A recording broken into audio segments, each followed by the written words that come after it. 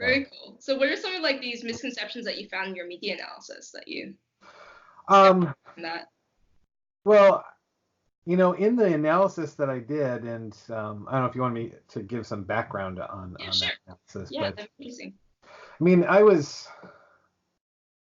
since I myself was kind of inspired by characters who I saw in the media, and there's been plenty of social science research that shows that interest in careers often is motivated through role models, and those role models don't have to be actual people. They can be fictional people. And that's a lot of cases. I've talked to a lot of colleagues who, I mean, they were turned down by science fiction or, something in the media that has got them going and interested in science. And so one of the things that I was curious to quantify, right? Because that's another important aspect of science, right? Is you want to be able to quantify things. Because we all have anecdotal evidence of, our general observations. We have this kind of common sense expectation of the world around us, but we're subject to all kinds of biases, and like confirmation bias is probably the worst one that we're subject to, right? We kind of start thinking something is true, and then we always notice when it is true, and we just kind of gloss over whenever it isn't true, right? And so we build up that confirmation bias, right? I was talking to this about students in the phases of the moon, right? This is a really common thing. If you talk to police officers or emergency room workers or anything, they'll tell you that on a full moon, people are just nuts. They are out of control. The moon affects people, right? Except when people have done studies, they show that there's no difference in the amount of the crime rate or visits to the emergency room at all. There's no correlation with phases of the moon. Interesting. So is it because like they can just kind of see things better, or? I think it's just simply confirmation bias, right? Somebody does something weird and it's during a full moon, it sticks in your mind and you remember that moment. Gotcha. Something weird and it happens on a crescent moon, and you're like, okay, that was a weird thing, but you don't make the connection between the moon phase and the behavior of the person, right? Yeah, that makes sense. Yeah. And so that confirmation bias affects us in all kinds of ways, right? So I wanted to do a study to look at the diversity of characters in movies that have some kind of science expertise or STEM expertise. STEM is science, technology, engineering, and mathematics. And I wanted to see if my general observation, which was that these characters are not very diverse. I wanted to see if that was true. Are they in fact not very diverse? Because science itself, especially the natural sciences, the physical sciences, are very lacking in diversity, right? Yeah, it's overwhelmingly male, overwhelmingly white. And again, because role models are so important, I wanted to know, is this a factor? Young, young Black kids, young Latina kids like myself, maybe they're not seeing someone who looks like them in the movies, and they're definitely not seeing anybody in real life who's doing this science. And so it doesn't seem like it's something that they ought to do. And maybe it's something they'd be interested in, but they don't necessarily see themselves. They don't see that role model, and so it can be maybe harder. So I wanted to see, okay, is that true? Is diversity also lacking in the movies, right? And I decided to stick to the movies because I needed a project that I could actually put my arms around. And as it turned out to be kind of a large project. And I was like, oh, if I go to television and books, comic books, this will never end.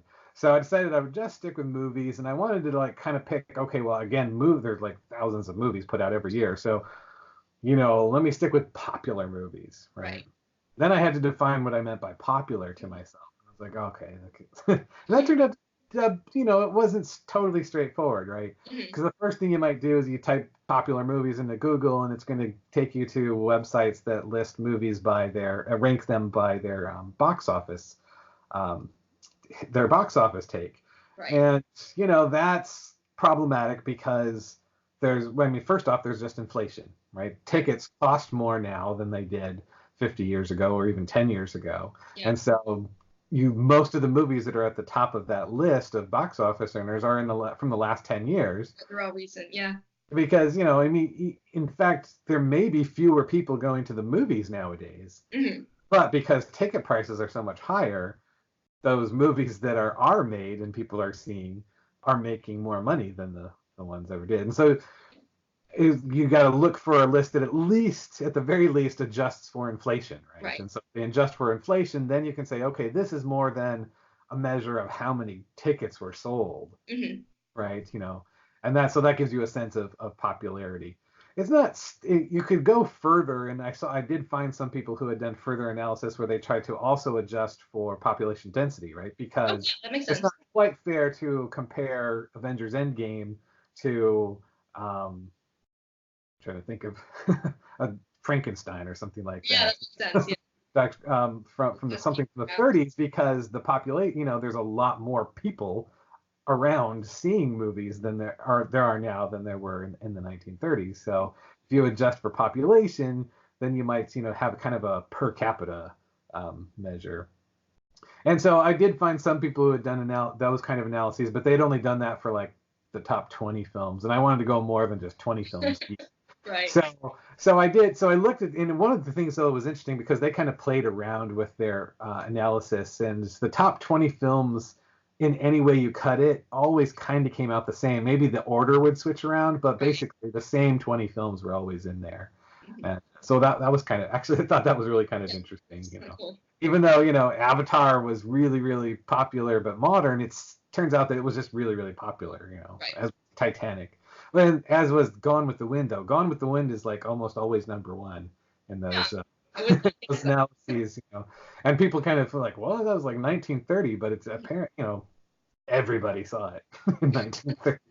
Also, it was re-released like a gazillion times, and that actually helped its box office too. Star Wars, of course, is one of those films too. Any Invasion of the Body Snatchers or anything like that? No, that was one of my surprises. Was some of the movies which, in me as kind of a sci-fi buff, kind of think, oh, those classic sci-fi movies, right? Those sci-fi movies, those B movies, those would be in the list. But even in the top 300, which was that's as far as I went to, a list of the top 300. Most of those movies weren't there, and I was kind of surprised to see that, in fact, movies with characters who had some kind of STEM expertise were somewhat rare in the first like half century of film. Right? At least popular. I mean, there were plenty of characters. I mean, there was Dr. Frankenstein and that whole Universal monster movies, and those 50s B movies with all the alien invasions. Right. But those movies actually weren't that popular.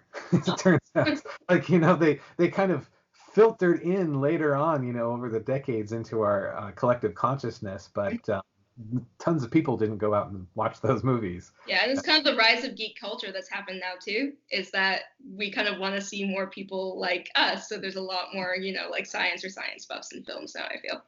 Yeah, that could be. And so I was kind of, that was one, I suppose, the surprises I had was just to see how few science, at least in popular films, how few science characters there were. That's interesting. Yeah. So anyway, then I went through, this huge list of films, and I identified about, I think 187, maybe it's 188.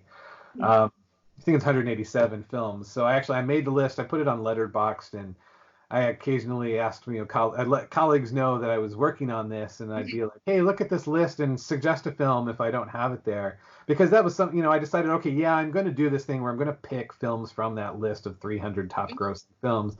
But I also, there's those movies that have filtered into our collective consciousness, and so I wanted to include those as well. So I asked people to kind of contribute to that. So I ended up with, about 187 films on that list of who have characters with STEM expertise.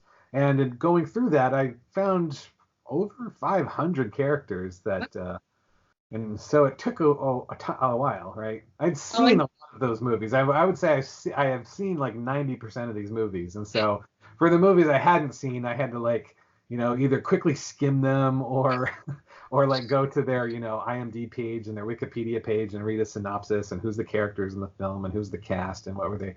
So, I had to, for the movies I hadn't seen, I did that. But for the movies I had seen, I was like, all right, let me dig through my memory and think about who was in this film. And I still would often have to go to their IMDb page or their Wikipedia page and like, oh, right, I forgot about that character. Yeah. It's interesting in like STEM expertise because like when I think of a scientist in the movies, it's like a white guy in a lab coat with some goggles and maybe like a vial. And it's that is very, very common. And I chose STEM expertise because, there's lots of times where the character isn't just, the lab scientist or the academic, right? Sometimes it's a person who has a lot of technical knowledge, right. And that technical knowledge ends up being really, really important, So when I thought about Star Wars, I was like, oh, wait, there's like no scientists in Star Wars. I'm like, well, wait, Luke Skywalker is a technical whiz, right? Like he can fix anything, right? He can fix any droid, and so was Anakin, and so is Rey. Rey's this like technical whiz kid, and so I was like, so do you actually have these people who are really strong in technology, and even and I thought that those characters count in my mind. Those characters count. Right. So I wanted to include So I wanted to make sure it was a little bit more inclusive than just the laboratory scientist who's, pouring colored liquids and making them bubble, right? Which is, that is for sure the, our cultural idea of scientist is the crazy white-haired white man in a white lab coat. There's so much white there with the bubbling liquids, right? So how did your demographic shake out? Well, and that's one thing that I was trying to be careful about when I was coding it because, I wanted to look at the characters, a bunch of their different attributes. So I was interested in, of course, their gender, but then, as we know, gender is not always totally visible, and if character, if it's not a key part of the character and it doesn't matter to the plot, it may not come out explicitly, right? Exactly. Whether so people are just kind of maybe coded male or female, and so I had to make lots of times a snap judgment. They're male, right? Right. Do I know if they're cis male or if they're cis female? Right. I guess in lots of cases I don't. So I just had to say male. They're coded as male, right? Or male or female. And I included some non-human characters too, and so sometimes that would get even trickier. I was like, is E.T. They call him a he, but we don't really know. We don't know if his species has, sex or gender. They may be asexual for all we know. Right, exactly. But I thought it was interesting that they code him as a he, right? The default is he, even though they don't know. I don't know what his gender is. I feel like inhuman characters are often coded male for some reason. I don't know why. Yeah, I absolutely found that to be the case. In fact, I don't think any of the non-human characters that I looked at were male. So it's almost disturbing because it's like humankind used to be like mankind, so it's like the default is male, and still the inhuman characters is like the default is male. So that's really interesting. Yeah. That's totally. Think about Star Trek, right? It used to be where no man has gone before, and then they were like, in the 80s, they were like, you know what? Let's fix that. Right. No one has gone before, right? Right. Cool.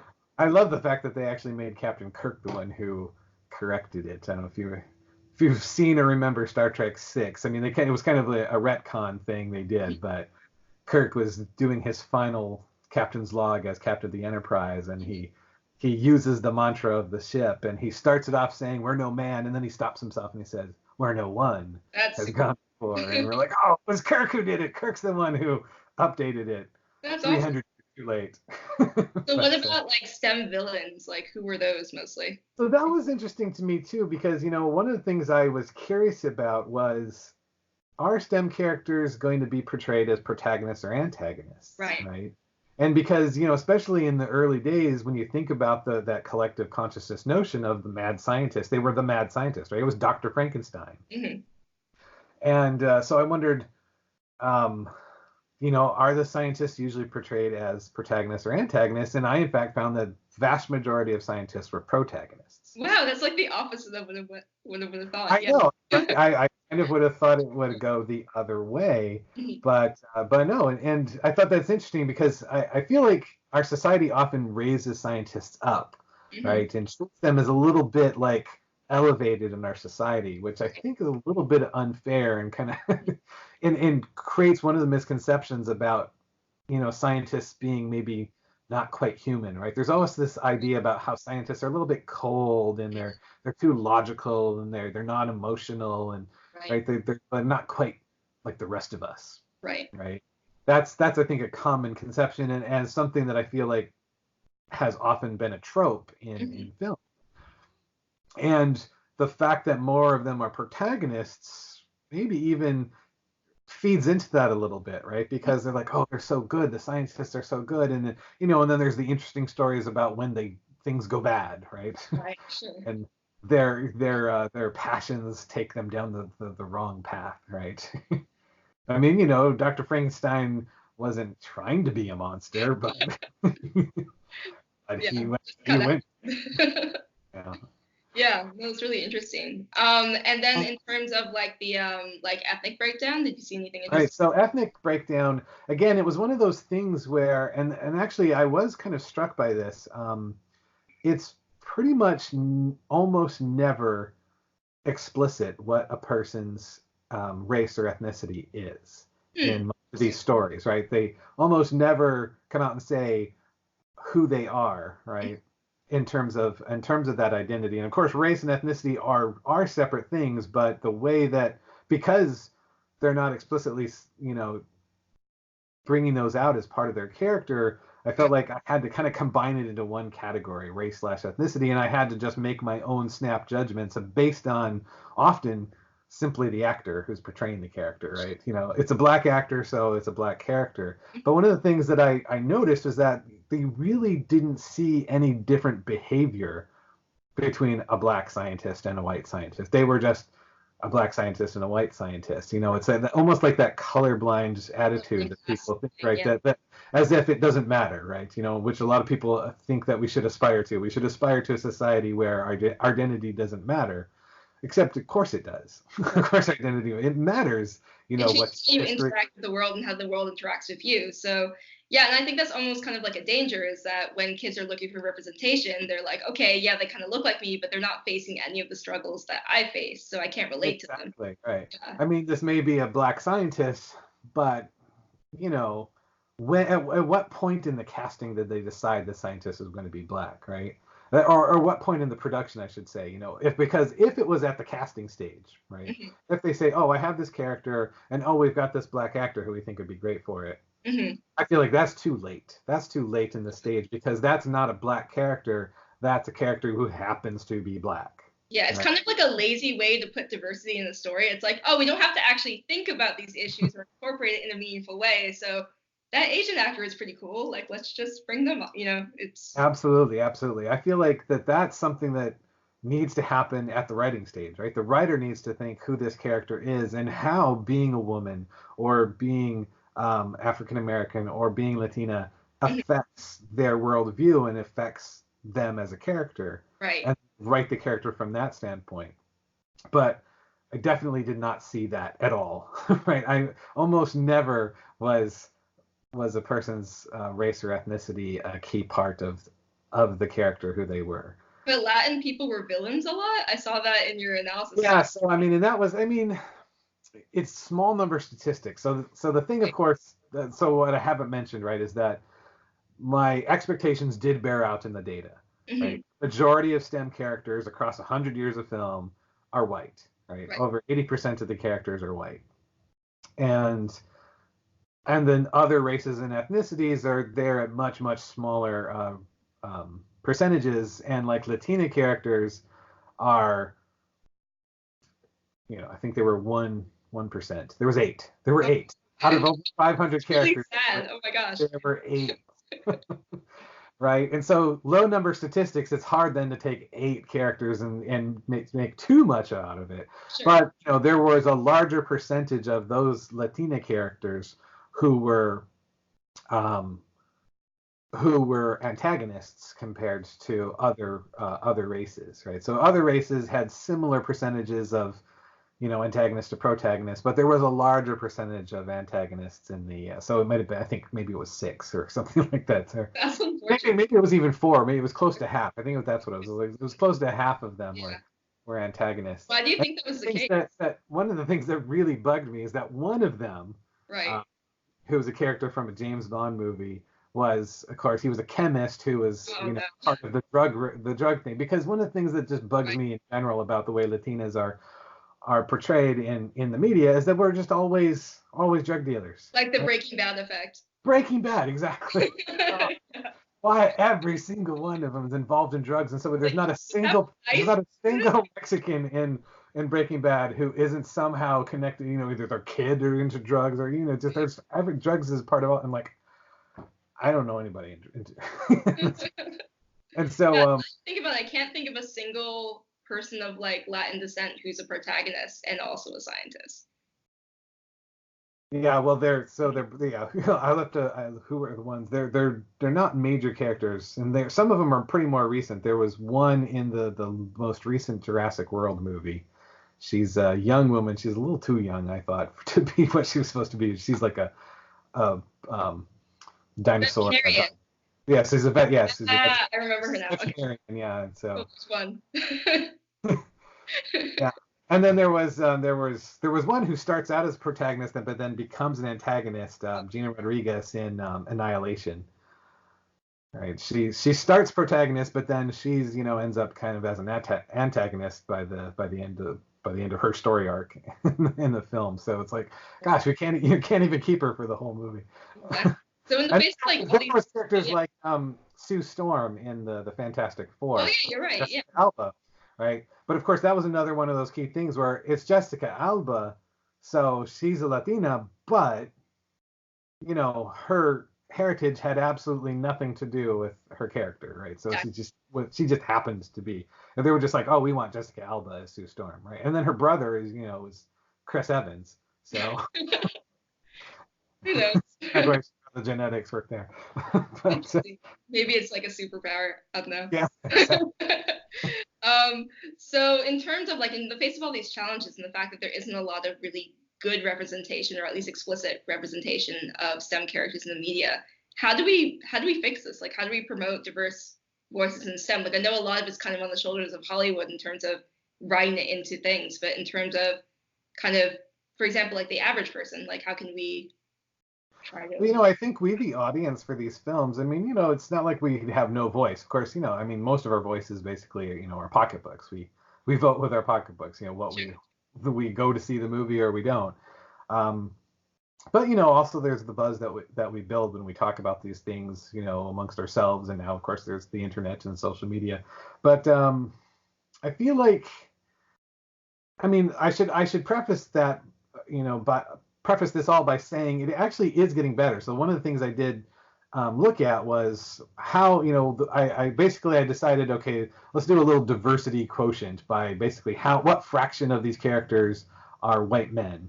Right. And just look at that over decades. And so I looked at it and actually I had to combine the first like 5 decades, from the 30 or from the right. beginning of film up to about the 1950s. I made that one bin because there were just so few films.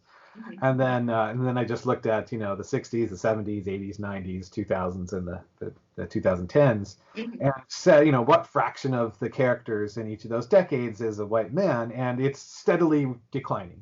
That's awesome. So that, so the inverse then is true, right? There are more women and there are more people of color who we're seeing as STEM characters as time goes on. So it's getting better. It's still nowhere near looking like the United States population. Right. It's still underrepresented in a pretty strong way. Mm-hmm. But there at least is a positive trend towards diversity in there. And so I think wants it, right? Like the audience is asking for this. Absolutely. I mean, this is one of the things. So, and Hollywood, I think, has started to notice this, right? I mean, they've noticed that some of their biggest money makers over the last few years have had really diverse casts. Black Panther effect. Yeah, Black Panther was a huge. I mean, that was a huge movie, and and I think Marvel was like, oh yeah, let's we need more characters like this. But Star Wars, right? Mm-hmm. Star Wars started to. If you look at the trailer just came out last night for the new Star Wars, and you look at the main characters, it's totally diverse. They've got, especially amongst the heroes, there's only one white person, and it's a woman. So it's like, wow, because all the villains are white men, and Kind of feels right, I suppose. Yeah. But there's this definite, positive trend. I think Hollywood is catching on, at least in the fact that, hey, audiences do like seeing themselves in films and will go to see these films. I think another franchise that's has seen this is the Fast and the Furious franchise, right? Oh yeah, yeah, yeah. Very diverse casts. Those movies make money, hand over fist, And and like they just keep. What's that? Avatar, even like Grace Augustine, woman in science, and then there's a lot of diversity there as well. I mean, there was some background characters, but it was better than movies I'd seen before. I remember seeing Grace Augustine and being like, oh my gosh, like that's really cool. Like they could have made her a guy and they didn't, and that was really neat. Yeah, no, she was a great character. I really, yeah. I mean, anytime you've got Sigourney Weaver playing anything, she's awesome. But although I mean, Avatar also was, the total white savior syndrome too. So it was like one step It forward, was, two steps back. it was like I was really Because excited until that happened because I was just like, yay, female scientists, and I was like, oh no, they're gonna do this. Oh well. and actually talking about that film, clearly the Na'vi, where it was supposed to be kind of an allegory to the way the United States has treated indigenous people, right? Or probably, or more generally, the way indigenous people are always treated by any, Right. immigrating group. But one of the things that's worth pointing out in the study that I did was that across 500 characters, across 100 years of film, 0 Native American scientists. Wow, that's really Yeah. wow. Yeah. Gotta work on that. No, so things are getting better, but we need to keep telling Hollywood, look, we want to see characters who look like us. We will go see your movies, and it will have a positive effect, I think, on society generally. I feel like if young kids are seeing scientists who look like them, Mhm. it will be another little extra push into, toward making those kids follow a science career or STEM That's career. that's amazing. Well, thank you so much for sharing about, kind of how you started in science, what you do, and also this amazing analysis that you did. I think it's fantastic to get that out there. And I wanted to thank you for, taking the time to sit down with me and chat about this for the channel. I know there's people out there who are going to be really excited to learn about everything that you do. And yeah, this has been great. Great. Yeah, I mean, so I should say, I posted this like, unbelievably massive Twitter thread that Mhm. lists a bunch of the characters who I looked at. But I am planning to do an article that I'll put out, and so yeah, I really want to talk to people just about this and like get the conversation going, right? And, let's start the conversation going amongst us so that the writers who are making these movies, making this media will take note and be like, oh, there's a groundswell of desire for diversity in our science characters. Very cool. We'll definitely link me when that comes out because I'm really excited to read it, and I'll share it with everyone here today. Well, thank you very much, and that's kind of all the time that we have today. But it's been a wonderful interview, so thank you. Thank you.